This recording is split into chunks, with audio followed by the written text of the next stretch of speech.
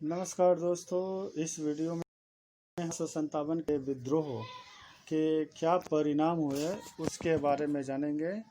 तो चलते हैं विद्रोह के परिणाम की तरफ।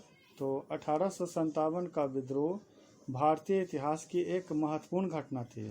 संभवतः 100 वर्षों के कंपनी शासन में इतनी बड़ी घटना कभी नहीं हुई, जब संगठित और व्यापक रूप से औपनिवेशिक शासन को चुनौती दी गई। विद्रोह भारतीय इतिहास में एक विभाजक रेखा बन गई। इसने ईस्ट इंडिया कंपनी के शासन के मरण की घंटी बजा दी। अब एक नई व्यवस्था स्थापित हुई। मुगल सत्ता का अंत। इसके परिणाम का जो पहला पॉइंट हम लोग देख रहे हैं वह है मुगल सत्ता का अंत। 1526 ईस्वी में बाबर द्वारा स्थापित सत्ता का अंत 1857 के विद्रोह ने कर दिया। दिल्ली पर अधिकार करने के क्रम में मुगल बादशाह बहादुर शाह के सभी उत्तराधिकारियों की हत्या कर दी गई। बादशाह और उनकी बेगम को गिरफ्तार कर लिया गया, उन पर राजद्रोह का मुकदमा चलाकर तथा गद्दी से अपदस्थ निर्वासित कर दिया गया। उन्हें म्यांमार यानी कि बर्मा के रंगून में कैद करके रखा गया और कैद खाने में ही 1862 ईस्वी में उनकी मृत्यु हो गई। बहादुर शाह को गद्दी से हटाए जाने के साथ ही भारत में मुगल सत्ता सदा के लिए समाप्त हो गई। अब है कंपनी के शासन की समाप्ति। भारत में पहले कंपनी का शासन चल रहा था, उसके बाद क्राउन का शासन स्थापित होता है। 1857 के विद्रोह के परिणाम स्वरूप मुगल शासन के साथ साथ ईस्ट इंडिया कंपनी का शासन भी समाप्त हो गया। ब्रिटिश संसद द्वारा पारित भारत सरकार अधिकार अधिनियम 1858 द्वारा कंपनी का शासन समाप्त कर इसे ब्रिटिश ताज यानी क्राउन के अधीन कर दिया गया और महारानी विक्टोरिया को भारत की साम्राज्ञी घोषित कर दिया गया। नवंबर 1858 को महारानी विक्टोरिया ने एक घोषणा पत्र जारी किया। इसके अनुसार भारत में कंपनी का शासन समाप्त कर इसे भारतीय राज्य सचिव यानी कि secretary of state for India को सौंप दिया गया। ब्रिटिश ताज के प्रतिनिधि के रूप में वही भारत का शासन देखने लगा। भारत सचिव की सहायता के लिए 15 सदस्यीय भारत परिषद अथवा इंडिया काउंसिल का गठन किया गया। यह परामर्शदात्री संस्था थी। वास्तविक शक्ति भारत सचिव के हाथों में थी। इस प्रकार अवधारणा की दृष्टि से देखें तो अंग्रेज जिन्होंने बाहरी के रूप में अपने शासन का आरंभ किया, अपनी महारानी को भारत का प्रभुसत्ता से लैस करके अंदरूनी बन बैठे। गवर्नर जनरल की स्थिति में परिवर्तन। 1858 के अधिनियम के द्वारा गवर्नर जनरल की स्थिति में भी परिवर्तन लाया गया। वह अब ब्रिटिश राजमुकुट के व्यक्तिगत प्रतिनिधि के रूप में भारत पर शासन करने लगा। उसे अब वायसराय की उपाधि प्रदान कर उसका पद पहले की अपेक्षा अधिक गरिमामय बना दिया गया। भारतीय रियासतों के साथ संबंध निश्चित करते समय वह वायसराय की उपाधि का ही व्यवहार करता था। गवर्नर जनरल को प्रशासन में सहायता देने के लिए भारत में एक कार्यकारिणी परिषद, जिसमें आरंभ में 5 सदस्य थे, का गठन किया गया। गवर्नर जनरल को प्रशासनिक शक्ति का केंद्र बनाया गया। विद्रोह की समाप्ति के बाद लॉर्ड कैनिंग भारत के प्रथम वायसराय बने और इस तरह से वो भारत के अंतिम गवर्नर जनरल भी लॉर्ड कैनिंग को ही माना जाता है। तो भारत का प्रशासन अब प्रत्यक्ष रूप से इंग्लैंड से होने लगा। इससे प्रशासन पर अंग्रेज राजनीतिज्ञों, उद्योगपतियों, व्यापारियों और बैंकरों का प्रभाव बढ़ गया। फलतः प्रशासन अधिक अनुदार और प्रतिक्रियावादी बन गया। महारानी विक्टोरिया का घोषणा पत्र। महारानी विक्टोरिया ने अपने घोषणा पत्र में न सिर्फ कंपनी शासन के समाप्ति की घोषणा की, बल्कि देशी रजवाड़ों और सामान्य जनता के प्रति प्रशासन की नीति को भी स्पष्ट किया। इसका उद्देश्य भविष्य में 1857 की घटनाओं की पुनरावृत्ति को रोकना था। महारानी ने घोषणा पत्र में कहा कि वह भारत में विस्तारवादी और साम्राज्यवादी नीति का पालन नहीं करेगी। देशी राजाओं के अधिकारों, उनके गौरव और सम्मान की रक्षा करेगी। सरकार प्राचीन भारतीय परंपराओं रीति रिवाज का सम्मान करेगी तथा सरकारी नौकरियों में जाति एवं धर्म का भेदभाव दिखाए बिना योग्यता के आधार पर सबको समान अवसर प्रदान करेगी। इस घोषणा द्वारा सरकार ने अपनी विक्षुब्ध प्रजा को अपने पक्ष में लाने का प्रयास किया।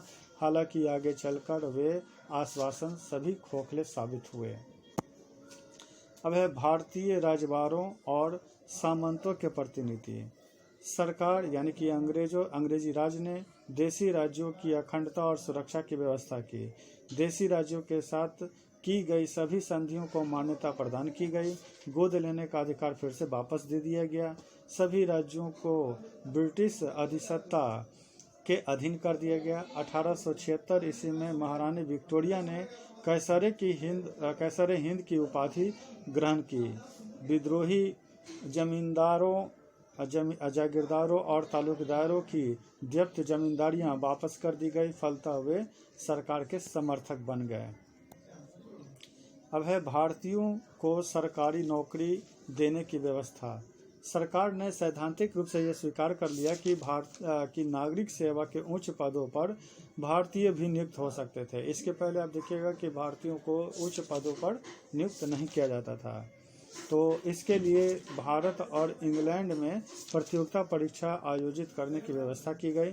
1861 ईस्वी में भारतीय नागरिक सेवा संहिता यानी कि इंडियन सिविल सर्विस एक्ट पारित किया गया। इसके द्वारा आयोजित प्रतियोगिता परीक्षा में सफल भारतीय उम्मीदवार उच्च नागरिक सेवा में बहाल किए जा सकते थे। सिद्धांतः इसमें नागरिक सेवा का द्वार भारतीयों के लिए खुल गया, परंतु व्यवहारिक रूप से भारतीयों का इस सेवा में प्रवेश कठिन कर दिया गया। नस्ली विभेद बरकरार रहा। सेना का पुनर्गठन। विद्रोह के बाद सैन्य व्यवस्था में व्यापक फेरबदल किया गया। कंपनी की सेना अब राजमुकुट की सेना बना दी गई। पील कमीशन 1858 की सिफारिशों के अनुसार सेना में यूरोपीय सिपाहियों की संख्या में बढ़ोतरी की गई, जबकि भारतीय सैनिकों की संख्या घटा दी गई। सेना और तोपखाना के महत्वपूर्ण पदों से भारतीयों को अलग रखा गया। आंतरिक सुरक्षा का दायित्व अंग्रेज सैनिकों को दिया गया। भारतीय सैनिकों का उपयोग मुख्यतः विदेशों में साम्राज्यवादी विस्तार के लिए लगाया गया। भारतीय सैनिक सूबेदार से ऊंचा ओहदा प्राप्त नहीं कर सकते थे। सैनिकों की नियुक्ति के लिए 2 वर्ग बनाए गए। सैनिक वर्ग जिसमें सिख और गोरखा इत्यादि था, और असैनिक वर्ग जिसमें अवध, बिहार, मध्य भारत के निवासी थे। सैनिकों की नियुक्ति मुख्यतः सैनिक वर्ग से ही की जाने लगी। रेजिमेंटों का गठन इस प्रकार किया गया जिससे भारतीय सैनिक संगठित न हो सके। साम्राज्यवादी विस्तार की नीति। अंग्रेजी राज ने भारत के अंदर विस्तारवादी नीति का परित्याग कर दिया, परंतु भारत के बाहर इसे जारी रखा। भारत की सुरक्षा का बहाना बनाकर अंग्रेजी सरकार ने अफगान, ईरान, बर्मा, तिब्बत, दक्षिण पूर्व एशिया एवं चीन में विस्तारवादी नीति अपनाई। सांप्रदायिक नीति। विद्रोह के दौरान हिंदू मुस्लिम कौमी एकता को तोड़ने के लिए सरकार ने सांप्रदायिक नीति का सहारा लिया। उसने दोनों समुदायों के प्रति विभेदपूर्ण नीति का अनुसरण किया। मुसलमानों के प्रति अधिक दमनात्मक नीति अपनाई। 1859 तक मुसलमानों के दिल्ली लौटने पर प्रतिबंध लगा दिया गया। मुस्लिम धार्मिक शैक्षणिक संस्थाएं बंद कर दी गई। नवाब और मुस्लिम सामंतों की संपत्ति जब्त कर ली गई। अनेक मुसलमानों को मृत्यु दंड दिया गया। मुसलमानों की तुलना में हिंदुओं के साथ अधिक उदारता दिखाई गई। इसके पीछे यह रीजन था कि चूंकि अंग्रेजों ने मुगल सत्ता, जो कि एक मुस्लिम वर्ग के शासक की सत्ता को समाप्त किया था, तो उसे भय था कि यदि मुसलमानों को ज़्यादा तरजीह दी जाती तो वह अंग्रेज़ों के लिए खतरा बन जाता। इसलिए उन्होंने मुसलमानों की अपेक्षा हिंदुओं को ज़्यादा उदारता दिखाई हिंदुओं के प्रति। इससे एक और जहां मुसलमानों का आक्रोश सरकार के प्रति बढ़ा, वहीं वे हिंदुओं के भी विरोधी बन गए। अंग्रेजी बांटो और राज करो की इस नीति ने भारतीय राजनीति में सांप्रदायिकता की भावना को बलवती प्रदान किया। अब है सामाजिक आर्थिक परिवर्तन। सामाजिक आर्थिक व्यवस्था भी 1857 के विद्रोह से गहरे रूप से प्रभावित हुई। सामंती एवं प्रतिक्रियावादी तत्व सरकार के हिमायती बन गए। हिंदू मुस्लिम विभेद सिर उठाने लगे। नस्ली विभेद और वर्ग संघर्ष भी तीव्र हुआ। प्रतिक्रियावादी तत्वों के सहयोग से सरकार ने रूढ़िग्रस्त सामाजिक व्यवस्था को बनाए रखा। सामाजिक सुधार के लिए कार्य नहीं हुए जैसा कंपनी शासन में हुआ। आर्थिक क्षेत्र में औद्योगिकीकरण तो आरंभ हुआ, परंतु इसके साथ ही पूंजीपति और श्रमिक वर्ग का भी उदय हुआ। पूंजीपति भी सरकार समर्थक बन गए। श्रमिकों, जनजातियों और किसानों का शोषण पर्वत जारी रहा। फलतः 19वीं शताब्दी के उत्तरार्ध और 20वीं शताब्दी के आरंभ में अनेक जनजातीय, किसान और श्रमिक आंदोलन हुए। अब है भारतीय राष्ट्रवाद का उदय। 1857 ईस्वी के विद्रोह की एक महत्वपूर्ण दूरगामी परिणाम था भारतीय राष्ट्रवाद का उदय। विद्रोह की विफलता ने यह स्पष्ट कर दिया कि सिर्फ साहस और शक्ति के बल पर आप अंग्रेजी शासन से मुक्ति नहीं पा सकते हैं। इसके लिए क्षेत्रवाद के स्थान पर राष्ट्रवाद की भावना विकसित करना आवश्यक हो गया था। सभी सामाजिक वर्गों और धार्मिक समुदायों को एकजुट करके ही राष्ट्रीय चेतना का संचार किया जा सकता था। अतः 19वीं शताब्दी के उत्तरार्ध में इस दिशा में प्रयत्न आरंभ किए जाने लगे और 1885 में भारतीय राष्ट्रीय कांग्रेस की स्थापना ने राष्ट्रीय विकास की गति प्रदान की। और इसमें आप एक और पॉइंट देख सकते हैं जिसमें 1857 के विद्रोह की विफलता के क्या क्या कारण थे उसको सीरियल वाइज करके दिखा दिया गया है। आप इसे याद करके आप इसमें सहयोग ले सकते हैं। तो मुझे उम्मीद है इस वीडियो को सुनकर आपको काफ़ी सहायता मिलेगी। धन्यवाद।